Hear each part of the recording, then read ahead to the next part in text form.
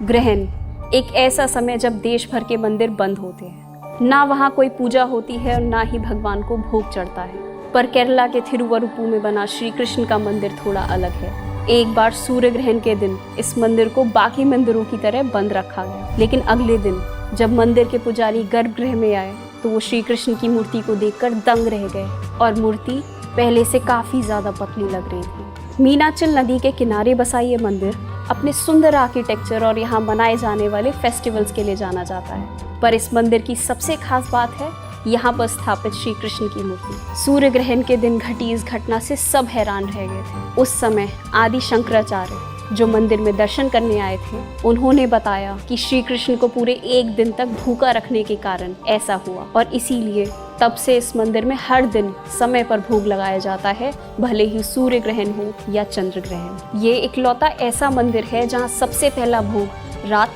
3 बजे चढ़ाया जाता है और भगवान को सही समय पर भोग लगाने के लिए मंदिर के दरवाजे रात 2 बजे खोले जाते हैं और इसीलिए यहाँ के पुजारी मंदिर की चाबियों के साथ हाथ में हथौड़ा लेकर जाते हैं, ताकि अगर कभी गलती से भी चाबी से दरवाज़ा ना खुले तो वो तुरंत हथौड़े से ताला तोड़कर अंदर जा सके। श्री कृष्ण की ये मूर्ति भगवान के उस रूप को दर्शाती है जिसमें उन्होंने कंस का वध किया था। कहा जाता है कि युद्ध के बाद श्री कृष्ण को बहुत भूख लग रही थी और इसलिए इस मंदिर में सही समय पर भोग चढ़ाना ज़रूरी होता है।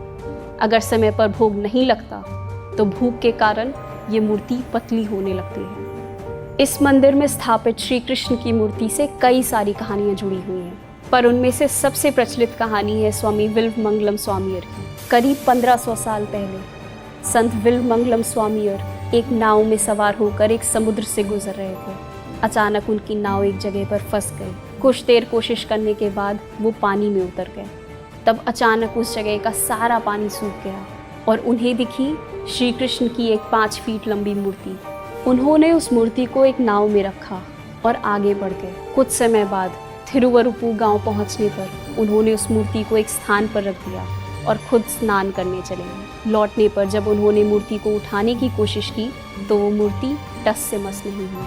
आज थिरुवरुपुर में इसी जगह पर श्री कृष्ण का एक भव्य मंदिर बना हुआ है। ऐसा माना जाता है कि ये मूर्ति जो स्वामी जी को समुद्र में मिली थी, इसका संबंध महाभारत काल से है और ये मूर्ति स्वयं श्री कृष्ण ने पांडवों को भेंट की थी। तो फिर ये समुद्र के अंदर कैसे जा पहुंचे? कई लोकल्स मानते हैं कि अपने राज्य को कौरवों के हाथों हारने के बाद जब पांडव वनवास पर जा रहे थे, तब उन्होंने श्री कृष्ण से प्रार्थना की कि उन्हें अपनी एक मूर्ति दे दें, जिससे पांडवों को यह आभास होता रहेगा कि उनके इस सफ़र में श्री कृष्ण उनके साथ हैं। उनकी प्रार्थना को मानते हुए श्री कृष्ण ने उन्हें यही मूर्ति भेंट की थी। अपने वनवास के दौरान पांडवों ने पूरे 14 सालों तक इस मूर्ति की पूजा की थी। जब पांडवों का वनवास खत्म हुआ तो वो अपने साथ इस मूर्ति को ले जाने लगे, पर उस समय जिस जंगल में वो रुके हुए थे, वहाँ के मछुआरों ने उनसे विनती की कि ये मूर्ति उन्हीं के पास छोड़ दें। पांडवों ने मछुआरों की श्रद्धा को देख श्री कृष्ण की इस मूर्ति को उनके गांव में स्थापित कर दिया। मछुआरों ने कई सालों तक इस मूर्ति की पूजा की, पर अचानक उन पर बहुत से संकट आने लगे। कई संकटों को झेलने के बाद वो अपनी समस्या को लेकर एक साधु जी के पास पहुंचे। तब साधु जी ने उनसे कहा कि वो श्री कृष्ण की पूजा ढंग से नहीं कर पा रहे हैं, इसलिए उन्हें इस मूर्ति को विसर्जित कर देना चाहिए। मछुआरों ने ठीक वैसा ही किया। कई सालों तक श्री कृष्ण की मूर्ति पानी में डूबी रही और फिर यही मूर्ति सालों बाद स्वामी विल्वमंगलम स्वामियर को समुद्र में मिली। थिरुवरुपुर कृष्ण मंदिर भारत के कुछ ऐसे मंदिरों में से एक है जिनसे जुड़ी बातें हमें आज भी हैरान कर देती हैं।